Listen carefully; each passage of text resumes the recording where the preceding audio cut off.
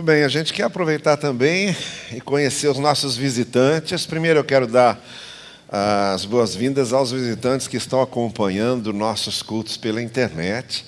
É uma alegria muito grande ter você conosco e que Deus abençoe você, sua família. E não sei se temos visitantes aqui, pessoas que não são membros da nossa igreja estão nos agraciando com a sua presença aqui hoje. Eu vou pedir que você fique em pé, se você está nos visitando hoje, onde você estiver. Para o pessoal da recepção, do acolhimento, tem uma lembrança para deixar com você. Lá embaixo, na recepção, também tem o ponto do visitante, está lá escrito, seja bem-vindo, visitante, com todas as informações sobre a nossa igreja, as programações da nossa igreja. Você pode passar por lá, e é uma alegria muito grande, viu, ter vocês aqui. Deus abençoe vocês, levem um grande abraço nosso com vocês, e o convite para retornarem sempre que for possível. Vai ser uma alegria ter vocês aqui. Muito obrigado, podem sentar-se.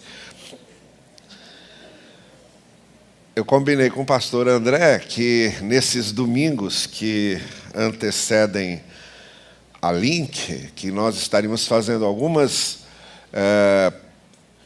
meditações, reflexões preparatórias para o grande tema que será trabalhado durante a Conferência Link, que é o Juntos em Missão.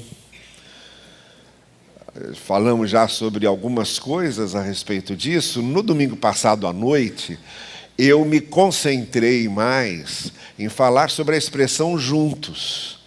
E o que significa isso e quais são os efeitos mais práticos de estarmos juntos em missão. Inclusive, eu fiz questão de realçar que a missão só acontece quando estamos juntos. A missão não é de um só, nem de dois. A missão é da comunidade. A missão é do coletivo. A única coisa que Deus fez sozinho foi a criação. O resto tudo Ele fez em parceria conosco. Tudo Ele faz em parceria conosco. E mesmo Deus, na figura que a gente normalmente usa da Trindade, o Pai, o Filho e o Espírito Santo, Ele mesmo em si já é uma grande figura de convívio e de harmonização e de trabalho em conjunto. Então, nós temos todos os motivos para salientar a ideia de estarmos juntos. Hoje, pela manhã, eu quero falar um pouco mais sobre a ideia da missão e da nossa participação na missão. Há uma narrativa que aparece nos 4 evangelhos. Nós temos 4 evangelhos, dos muitos que circulavam nos 3 primeiros séculos do cristianismo, muitos evangelhos de tudo que é tipo, contando tudo que é história. Mas à medida em que esses evangelhos foram sendo filtrados, selecionados, quando a gente chega no século IV, em que o cânon do Novo Testamento está sendo fechado, daquelas dezenas de evangelhos que circulavam nas igrejas, foram selecionados esses 4 que estão conosco até hoje. Mas mesmo esses 4 são de uma diversidade muito própria. São evangelhos que vêm de comunidades diferentes, com visões diferentes a respeito de Jesus, e com ênfases diferentes, e escritos para público-alvo diferente.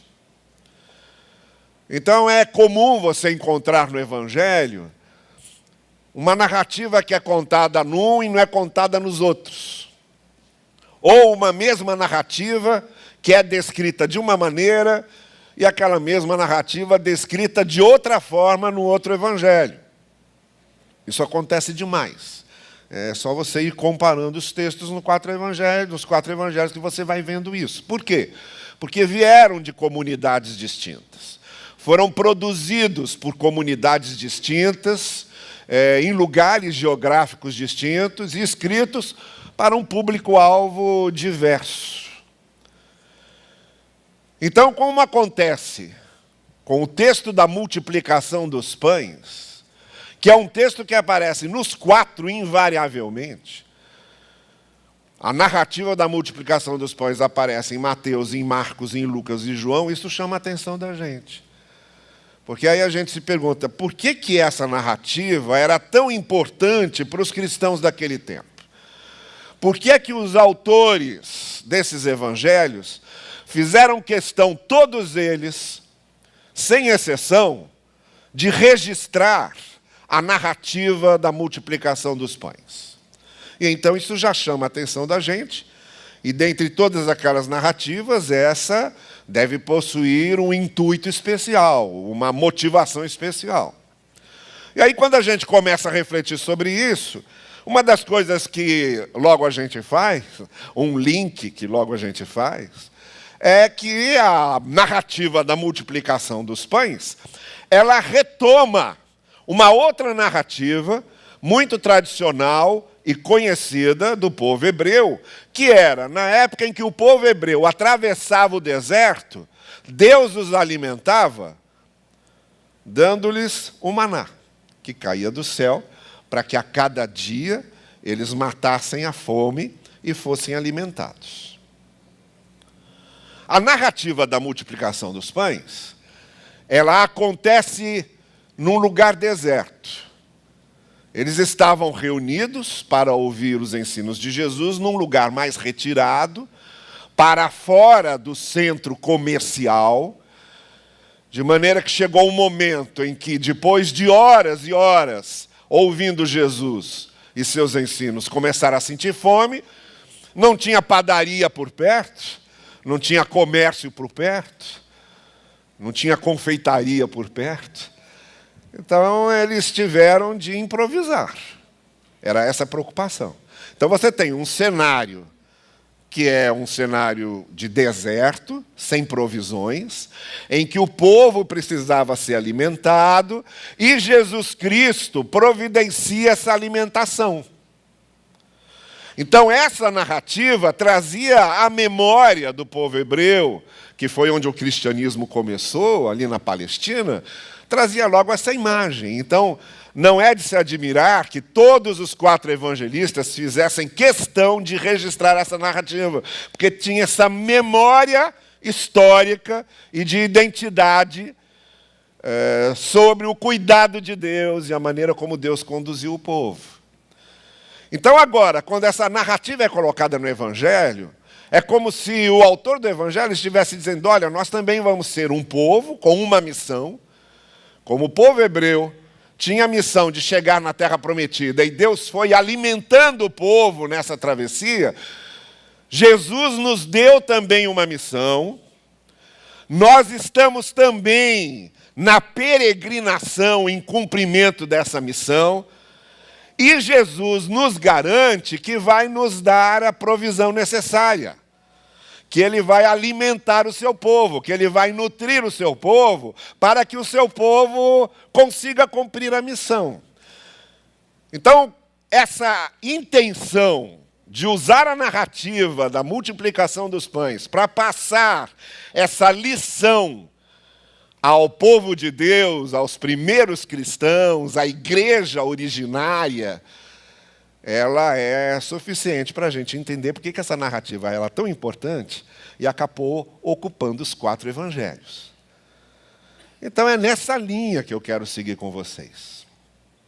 Nós estamos numa missão, também nós somos um povo em peregrinação, estamos juntos.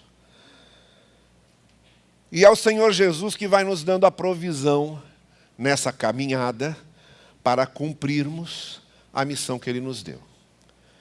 Ele vai multiplicando os pães. Ele vai nos alimentando e nutrindo. Então nós vamos voltar os nossos olhos para essa narrativa da multiplicação, se queremos entender bem como Jesus vai nos nutrindo, como Ele vai nos preparando para a missão, seguindo a mesma intenção dos evangelistas quando fixaram essa narrativa nos seus evangelhos. É claro que também eu quis construir a coisa de uma maneira diferente. Você tem as 4 narrativas, eu vou usar 2 narrativas. A de Marcos 6, e a de João 6. Mas vou usar do seguinte modo. Nessas duas narrativas, de Marcos 6 e de João 6, houve 4 perguntas sendo feitas ali. 2 perguntas feitas pelos discípulos e 2 perguntas feitas por Jesus. Então nós vamos pegar essas 4 perguntas e vamos refletir sobre essas 4 perguntas que têm muito a ver comigo, com você, com a nossa missão, com estarmos juntos e com os propósitos de Deus para que a igreja cumpra a sua missão.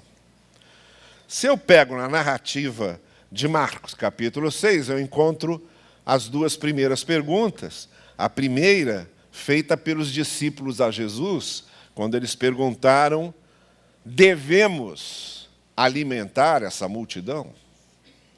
Essa é a pergunta que os discípulos fazem. Devemos alimentar essa multidão? Ainda no capítulo 6 de Marcos, há uma segunda pergunta, só que agora a pergunta é de Jesus. E o que Jesus pergunta é: quantos pães vocês têm? Então os discípulos perguntam: devemos alimentar a multidão? Jesus pergunta: quantos pães vocês têm? Essas são as 2 perguntas que aparecem em Marcos 6. Mas quando a gente chega em João 6, também nos versículos 5 e 9, nós encontramos mais 2 perguntas. A primeira pergunta está feita pelos discípulos, em que Jesus ouve os discípulos perguntarem: onde compraremos pão para tantos? Onde acharemos pão para tantos? E aí, a 4ª pergunta, quando aparecem os pães, e vocês sabem como é que eles aparecem, são 5 pães e 2 peixes, a 4ª pergunta é: que é isso para tantos? Que é isso para tanta gente? E aí, é isso. 4 perguntas. 4 perguntas sobre a nossa missão. 4 perguntas sobre estarmos em missão. 4 perguntas sobre a nossa identidade, dada por Jesus, para o que devemos fazer e como devemos atuar. Então vamos lá. Vamos pergunta a pergunta, eu vou organizá-las de uma maneira diferente. Eu vou pegar uma pergunta de Marcos 6, uma pergunta de João 6, uma pergunta de Marcos 6 de novo, e uma pergunta de João 6, vou ficar calando para nem Marcos nem João ficarem com ciúmes da gente usar mais um do que o outro texto. Vamos começar com a primeira pergunta de Marcos, que tem a ver com a nossa consciência de missão. Devemos alimentar essa multidão? Cabe a nós? Porque essa foi a pergunta dos discípulos. É papel nosso? A gente é que tem que alimentar? A gente é que tem que dar provisão? A gente é que tem que levar respostas? A gente é que tem que fazer sinalizações? A gente é que tem que fazer anúncios? É a nós que cabe essa missão? É claro que a gente pode entender isso no Evangelho, colocado como uma pergunta retórica, que é aquela pergunta que não precisa de resposta, a própria pergunta já está respondendo. Devemos? Claro. Tanto que Jesus Cristo vai responder logo adiante: deem vocês de comer. Vocês é que devem dar a eles de comer. E a primeira coisa que eu queria refletir com vocês essa manhã é essa consciência da missão que temos, em 2 sentidos. Primeiro, em cima de uma coisa que eu vivo dizendo aqui e em qualquer outro lugar em que eu prego: o Evangelho, a essência do Evangelho, é dádiva e missão. É receber e dar. É ser abençoado e abençoar. Isso aí é a essência do Evangelho. Essa é a boa nova. Você conheceu a graça de Deus, você tem que ser graça de Deus para os outros. Você recebeu a misericórdia de Deus, você tem que ser misericordioso com os outros. Você foi perdoado por Deus, você tem que perdoar. Você foi pacificado com Deus, então você se torna um pacificador. Então a essência do Evangelho, por si só, já é esse movimento de receber e ir para entregar. Ir para compartilhar. Ir para dar. Em todos aqueles diálogos de Moisés, de Isaías, de Jeremias, quando eles, e do próprio Pedro na pesca maravilhosa, quando eles se veem diante da manifestação de Deus a eles, a pergunta imediata é: o que eu faço agora? Agora que eu estou vendo, o que é que eu faço? No Monte da Transfiguração, depois de ter tido a visão da glória de Deus, da glória de Cristo projetada a eles, houve uma comoção tão profunda, uma emoção tão à flor da pele, um sentimento tão exacerbado de louvor e de adoração, que Pedro disse: vamos ficar por aqui sentindo isso. Mas não aconteceu. Aí o texto diz logo depois que eles descem, havia uma multidão esperando por eles. Bem, o movimento é sempre esse. Diante de Deus, diante da glória de Deus, diante da manifestação do amor de Deus, diante da manifestação da graça do Senhor, tudo aquilo que nós vemos Deus revelar a nós, se torna em nós e se processa em nós, imediatamente uma responsabilidade de missão.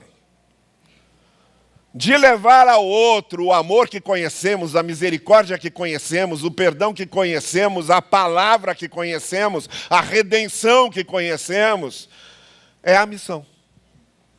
Não há encontro com Jesus, não há encontro com Deus, sem que naturalmente esse sentimento de missão aconteça. Então, devemos nós alimentar essa multidão? Sim. Deem vocês de comer a ela.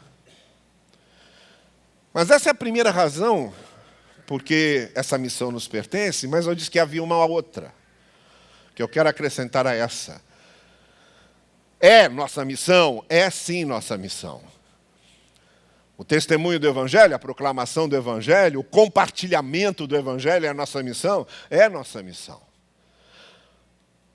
Mas não só porque o Evangelho é isso, e menos do que isso deixa de ser o Evangelho, não só porque o Evangelho é receber de Deus e dar ao outro,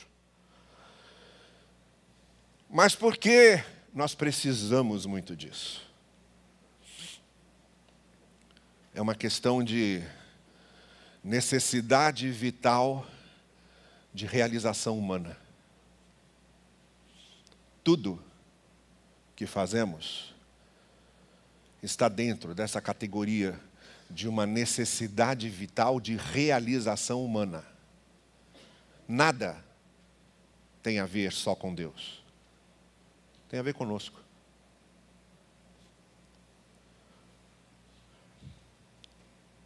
Deus precisa do nosso serviço? Precisa nada. Deus precisa de alguma coisa? O Deus que fez os céus e a terra, como dizia o Tomás de Aquino, a causa não causada de todas as causas. Ele precisa de alguma coisa? Não precisa de nada. Nada do que fazemos Deus precisa. Nós é que precisamos, porque é uma questão de realização interior, pessoal. Deus precisa das nossas orações? Não. Ah, por favor. O Deus que sabe de todas as coisas, que sabe quando um fio de cabelo cai da nossa cabeça, precisa que nós fiquemos dizendo a Ele o que estamos sentindo? Não. Precisa que nós fiquemos contando aí as novidades? Senhor, sabe quem está doente? Não. Claro que não. Deus não precisa das nossas orações. Nós é que precisamos orar. Porque assim como eu não converso com o meu travesseiro, pego o meu travesseiro, dou um nome a ele, me fez lembrar agora aquele filme do Tom Hanks na ilha, com a bola de beisebol, não, era uma bola de vôlei, acho. Botou o nome da bola de Wilson para ter com quem conversar. Às vezes a pessoa não tem que conversar, pega o travesseiro, vai, ela está aqui. Onofre, bota aqui. E aí fica conversando com ele, o travesseiro não ouve. Agora, eu tenho alguém que ouve? Que eu sei que me ama e que se interessa por mim? E que continuará sendo o mesmo Deus, se eu oro ou se eu não oro. Eu é que mudo se eu oro. Se eu oro, acontecem coisas dentro de mim que não aconteceriam se eu não orasse. Não é Deus que precisa das minhas orações. Eu é que preciso orar. Deus precisa do meu louvor? Ah, por favor. Olha, que um cantor desses de Rock in Rio precise do aplauso das pessoas, fique lá na frente porque aquilo alimenta e é um reconhecimento da sua arte. A gente entende, porque todo artista gosta do reconhecimento da sua arte. Todo artista quer ser amado, quer ser admirado. Todo artista gosta disso, gosta que a sua arte seja reconhecida. Deus não precisa de louvor nenhum. Deus não é alimentado por louvores. Nós precisamos louvar a Deus porque isso nos faz bem. O louvor nos faz bem espiritualmente, mexe com a gente por dentro. Quando, no mínimo, serve de uma catarse coletiva para a gente cantar junto as nossas dores e as nossas incertezas. Mas nós precisamos disso. Não é Deus. Então, nós servimos a Deus por quê? Porque Deus precisa ser servido? Não, nós servimos a Deus porque nos faz bem participar do reino, nos faz bem servir ao reino, nos faz bem servir ao outro, nos faz bem nos sentirmos sustentadores do que acontece com nossa participação financeira, com participação dos nossos dons, com a participação do nosso intelecto, envolvidos. A gente serve a Deus não é porque Deus precisa, a gente serve a Deus porque a gente precisa. Nós precisamos dessa realização e complementação interior da nossa comunhão com Deus. Nós precisamos nos sentir sempre servindo ao reino dele. Devemos dar pão? Claro que devemos, óbvio. Primeiro porque é evangelho. Evangelho é receber de Deus e dar. Receber de Deus e parar é mar morto. É mar morto. Mar Morto recebia água do Rio Jordão, parava ali, morreu. O Mar da Galileia não. O Mar da Galileia, o Lago da Galileia, recebia a água do Rio Jordão, passava adiante, estava lá, muito vivo. Quando a gente só recebe de Deus, se satisfaz em ficar cantando o amor e a graça de Deus, sem que isso se transforme em gestos de amor e de graça, é mar morto. É um morto que está cantando. É um cadáver que está cantando. É um zumbi que está cantando. Porque o que dá realmente beleza ao nosso louvor e ao nosso canto é a gente estar lá, servindo, sendo útil para a causa e abençoando as pessoas. É esse o brilhantismo do louvor e da adoração. Devemos dar pão a eles? Devemos. Devemos. Mas não por causa de Deus, não. Porque Deus é Deus. Precisamos mesmo, é porque seremos profundamente infelizes se tivermos uma fé só de retórica, de discurso, de louvor, sem ação prática, sem produção, sem fruto, que é o que realmente nos realiza. A segunda pergunta. Então, essa pergunta tem a ver com a consciência. Sim, daremos pão a eles. A segunda pergunta tem a ver com a fonte, com o fornecedor. Que a pergunta foi: onde acharemos pão para essa gente toda? Que não é outra pergunta senão: que tipo de pão? Ah, meus amigos, essa é uma pergunta fundamental. Que tipo de evangelho a gente vai compartilhar? Que tipo de palavra? Porque, olha, o que tem de pão mofado, de pão amanhecido, de pão queimado, de pão cru,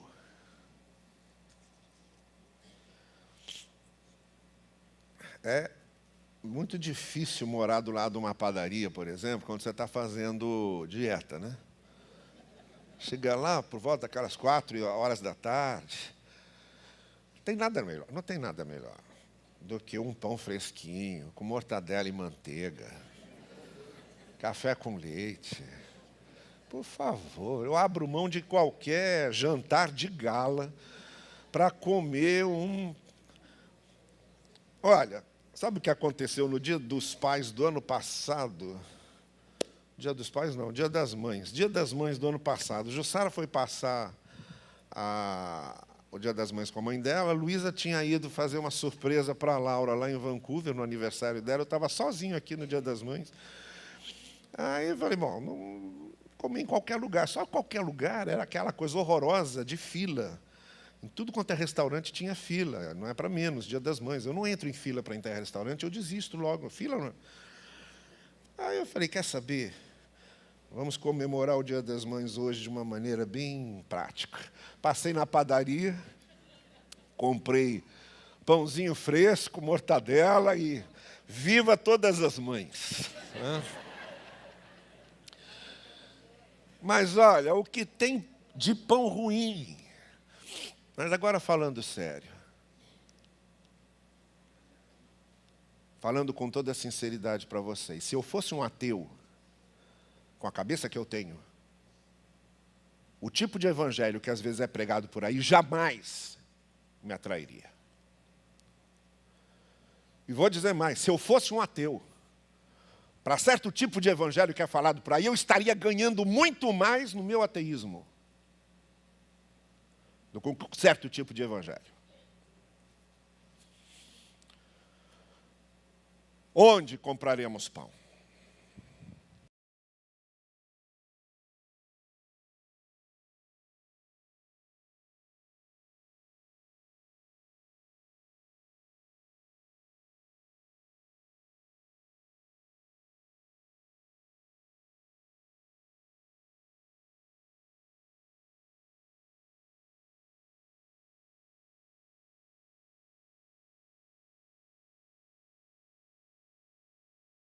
O pão da mágica?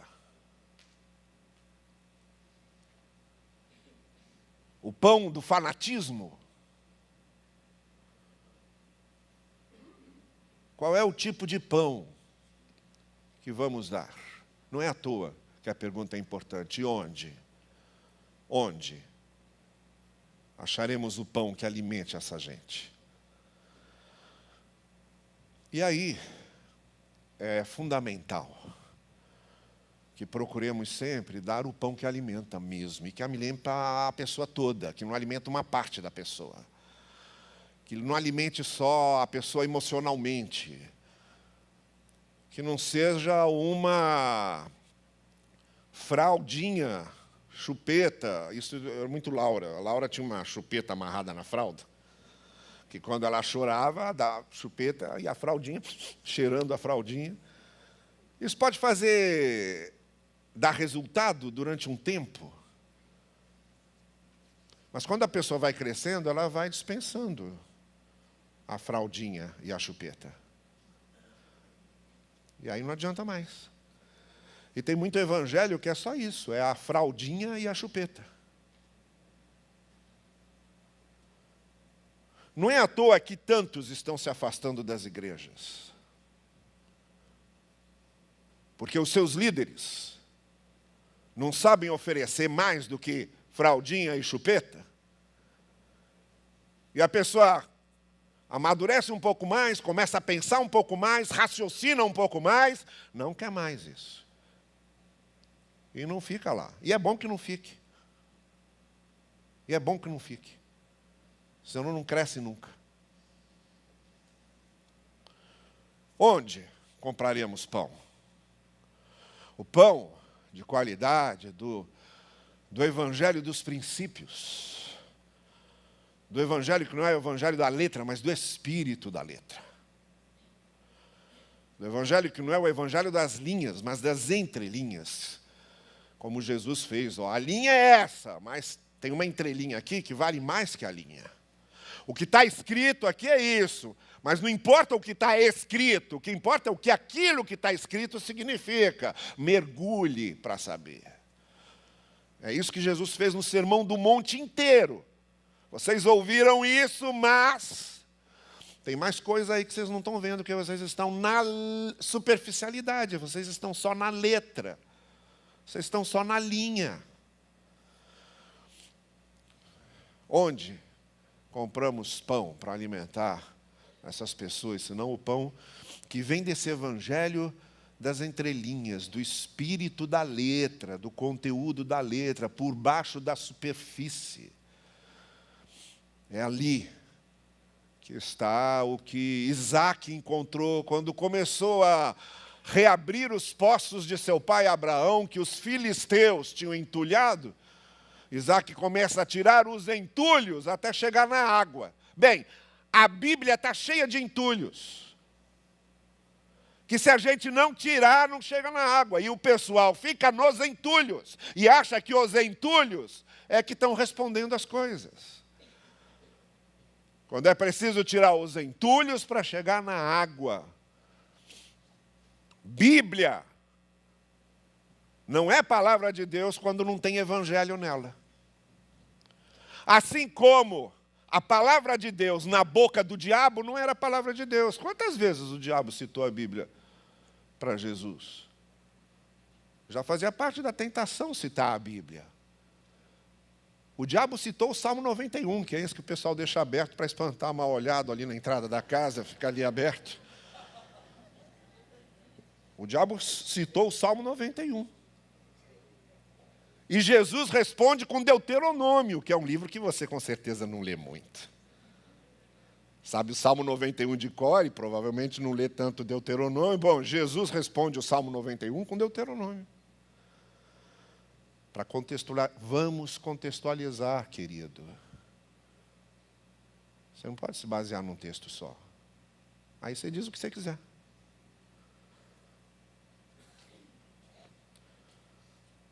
É esse evangelho das entrelinhas, do conteúdo, da água debaixo dos entulhos.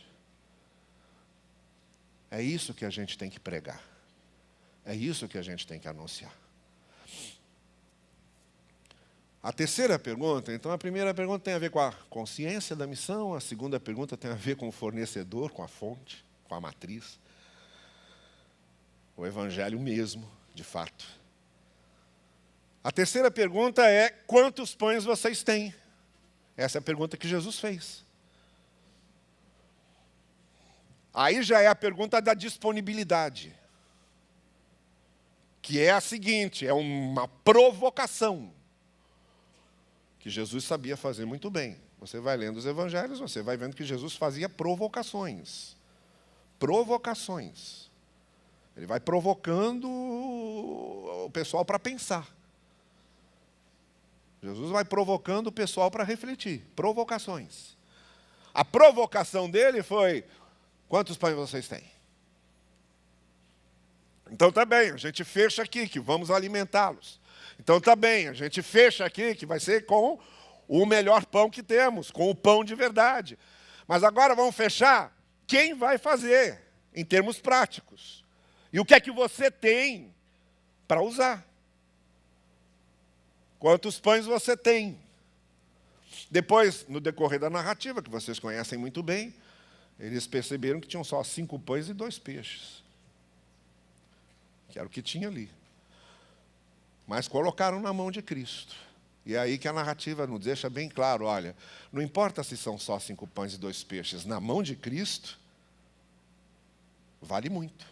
O problema é na mão de quem que a gente está. Se fica na nossa mão, ou se coloca na mão de Cristo. Se coloca só na mão dos nossos recursos humanos, ou se a gente busca a orientação de Cristo. Bom, tudo isso a gente pode aprender com esse texto, mas o mais forte aqui é essa disponibilidade. Não adianta fazer aquela oração omissa, covarde. Esse tipo de oração, Senhor, abençoa a minha família, Senhor, abençoa a minha igreja, Senhor, abençoa o meu local de trabalho, é uma oração omissa, porque o que você está fazendo? Você está se escondendo atrás da oração. E está jogando o problema no colo de Deus. A oração não é essa. A oração é, Senhor, usa-me para que a minha família seja abençoada. Usa-me para que a minha igreja seja abençoada. Usa-me para que o meu local de trabalho está um inferno. O que eu estou fazendo lá dentro? Usa-me para levar um pouco de luz para lá. Como é que a gente faz uma oração se excluindo? Exatamente como o Tiago diz na carta dele. Vem uma pessoa com fome, necessitada, diz para você que está com fome, com necessidade, você diz, vá em paz, eu vou estar orando por você, é um troço doido. Eu vou orar por você. Aí Tiago diz assim, sem ter feito nada? Aquela hora é a hora em que você para e faz a seguinte oração. Como é que eu posso ser solução agora para cá? É a única oração possível, num contexto de graça e de ação de Deus, é eu dizer como é que eu posso ser uma resposta. O resto é fuga. O resto é fuga. Quantos pães vocês têm? Aí você tem uma maneira muito clássica, às vezes, de fazer seus juízos, e é muito fácil você se sentar num banco, ficar ouvindo as coisas acontecerem e depois sair criticando. É muito fácil você fazer uma série de exigências. E às vezes você, como um líder, por exemplo, faz uma série de exigências financeiras para o seu trabalho pessoal na igreja, e como líder mesmo você nunca contribuiu. É muito fácil você se sentar todo domingo no banco e depois, na mesa do almoço, em casa, ficar listando as coisas que não deram certo no culto.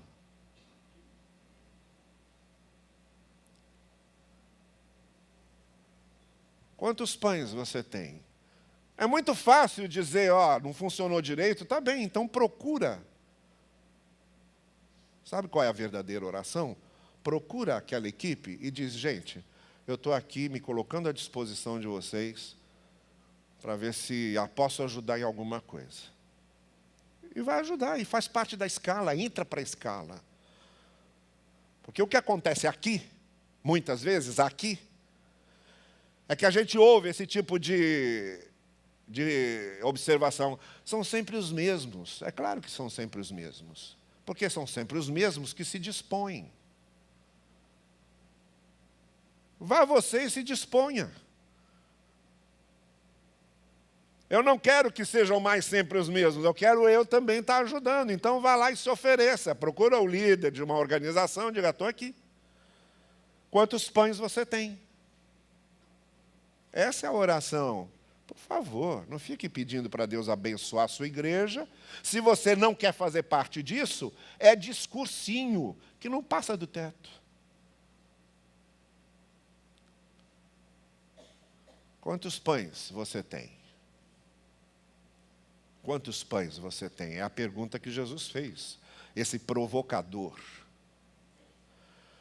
esse provocador por excelência que não nos deixa em paz. Esse provocador por excelência que está sempre nos desinstalando da nossa comodidade, ele vira para a gente e pergunta: quantos pães você tem?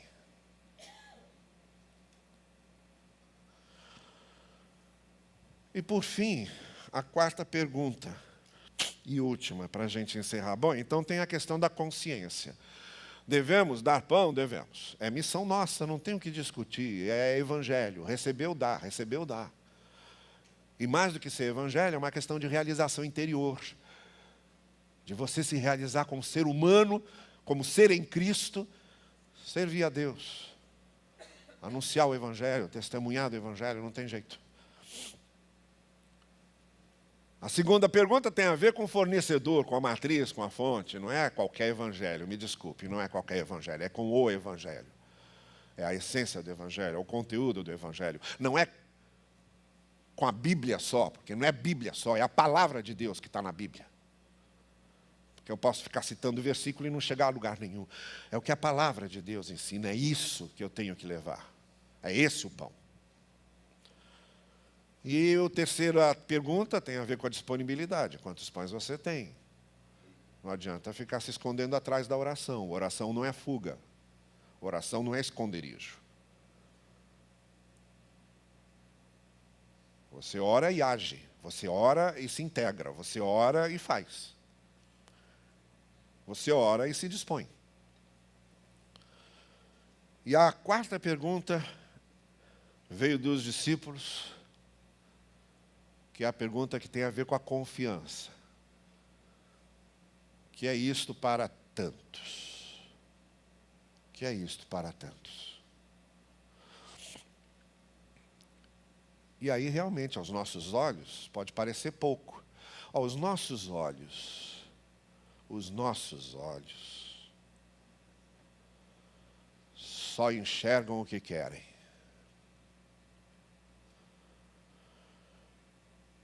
Os nossos olhos têm um filtro natural que só enxergam o que querem e como querem. E às vezes a realidade não tem nada a ver com aquilo que estamos enxergando. Mas no que se trata aqui da obra de Deus, então, se a gente distorce as coisas naturais, se a gente às vezes olha e não vê, no que se refere às coisas naturais, você imagina com referência às coisas de Deus. Bom, aí é o seguinte, não tem como medir onde vai parar isso, porque é obra de Deus. E aí, igreja, sim, é uma comunidade que tem CNPJ, é uma instituição. No novo Código Civil, ela é uma associação religiosa, ela tem conta em banco, ela tem nome jurídico, ela tem uma diretoria que responde por ela. Tudo isso, igualzinho como funciona uma empresa, só que a igreja não é empresa. A igreja é igreja. Então tem algo mais, além disso, que os nossos olhos não veem e estão acontecendo. E ninguém vai conseguir medir isso. Só a eternidade vai contar. O que é certo é o seguinte: nós não temos a ideia de como Deus pode usar as coisas. Não temos. Olha, eu faço aqueles áudiozinhos aqui. Comecei na época da pandemia, 2, 3 minutos. Eu nunca tenho ideia de onde aquilo vai parar. Eu só sei que uma vez eu recebi aqui a visita de um pessoal,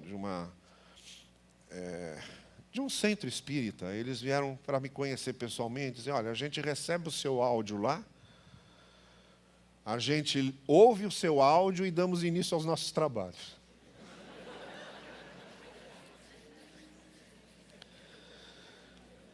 E mais, me convidaram para falar no aniversário da Casa Espírita lá. E mais, eu fui. E falei sobre a graça do Evangelho, sobre Jesus como a expressão da graça de Deus. Tudo aquilo que o Evangelho fala. Está certo que quando eu cheguei lá, O diretor da casa me disse: o senhor sabe que a gente recebe aqui muitos pastores nas nossas... Eu falei: é mesmo, rapaz? Quase que eu perguntei: tem aparecido por aqui um tal de Davi Malta? Se aparecer, deixa um abraço para ele. Mas é claro que você está num grupo que é bastante diferente da sua maneira de crer. É claro que há algumas coisas lá que não encaixam, é óbvio, sempre vai ser assim. Mas eu estava lá dentro para falar do Evangelho. Eu estava lá dentro para falar do Evangelho. E começou com esses áudiozinhos. Tem o pessoal do terço também. O pessoal do terço de uma paróquia católica, o pessoal, toda vez que se reúne para rezar o terço, ouvem o áudiozinho também. O dia que eu deixar de ser pastor, eu já sei quem que eu vou liderar, entendeu? Já sei o que eu vou ser. Mas você não sabe onde vão chegar essas coisas. Deixa eu dizer uma coisa. Quando você tem a consciência da missão, dá o pão certo e se dispõe, você não sabe mais onde vai chegar isso. Você não tem ideia de onde pode chegar isso. Depois só a eternidade é que vai medir. Nos nossos olhos, a gente fica perguntando igual perguntaram quando aquela mulher chegou lá com aquele perfume, começou a gastar o perfume ungindo Jesus, e a pergunta foi: nossa, um perfume tão caro, para ser usado para isso, que desperdício. A expressão é exatamente essa, que desperdício.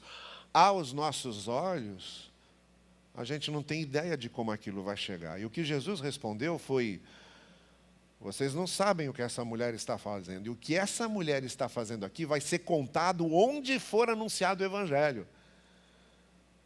Essa profecia está se cumprindo agora mais uma vez, exatamente agora, nesse momento que eu estou falando disso. Então a gente não tem ideia de onde chega. Bom, nós vamos encerrar. Temos escola bíblica dominical. Eu quero encerrar dizendo o seguinte: esse texto da multiplicação dos pães é óbvio que serviu como um motor gerador de muita motivação para aqueles cristãos daquela época. Por isso que está lá. Por isso que aparece nos 4 evangelhos. Liam esse texto e diziam: olha, a gente também está na peregrinação, nós também estamos no nosso deserto, mas Jesus promete que está nos nutrindo, está nos alimentando, para que a gente continue a caminhada e continue anunciando o evangelho, está lá, e é para isso que serve. É para abrir sempre os nossos olhos a respeito disso. Mas eu quero terminar falando da grande figura que temos para a motivação da nossa missão, que é a ressurreição de Cristo. O que o texto está lá dizendo: Jesus estará sempre conosco, nos alimentando e nos dando condições de continuar a nossa caminhada. A ressurreição de Jesus veio mostrar de forma clara: nós não temos um Senhor que está morto, nós temos um Senhor que está vivo e que nos dá vida. E aí é o seguinte: o Haggadah são escritos judaicos que complementam a narrativa bíblica sobre o Êxodo, a saída do Egito. Então eles vão narrando ali o que está na Bíblia, mas vão complementando com coisas que não estão na Bíblia, só para aprofundar um pouco mais e dar uma imagem maior para a cabeça das pessoas de como aquilo acontecia. Então há uma narrativa no Haggadah que é o seguinte: aquele diálogo de Faraó com Moisés, em que Moisés diz ao Faraó: deixa o meu povo ir. Quem é o Deus? O Deus Yahvé. Eu sou. Isso está lá. Mas aí no Haggadah, para nessa parte, e aí o Haggadah diz: então o Faraó disse a Moisés: vamos dar um tempo, daqui a pouco a gente continua. O Faraó sai, chama os seus sábios, vai para a sua biblioteca e começam a pesquisar quem era esse Deus. Yahvé, eu sou o Deus de Moisés. Pesquisam horas. Aí o Faraó volta. Isso lá no Haggadah. O Faraó volta e diz para Moisés: olha, meus sábios procuraram na biblioteca nossa toda e não encontramos nenhuma referência ao seu Deus. Não sabemos quem é esse Deus. E aí Moisés então responde para ele: por que é que você procura entre os mortos aquele que vive?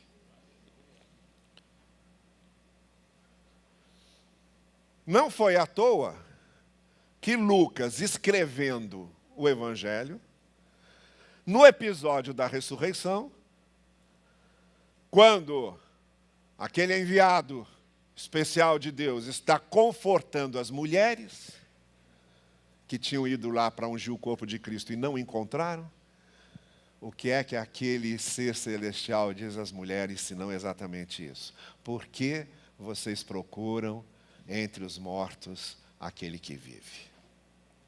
Ele não está aqui, ele já ressuscitou. Essa, acima de tudo, é a nossa grande motivação. Estamos juntos na missão, porque não procuramos entre os mortos aquele que vive para sempre, e o que vive para sempre é o Senhor a quem servimos. Que Ele assim nos abençoe. Amém.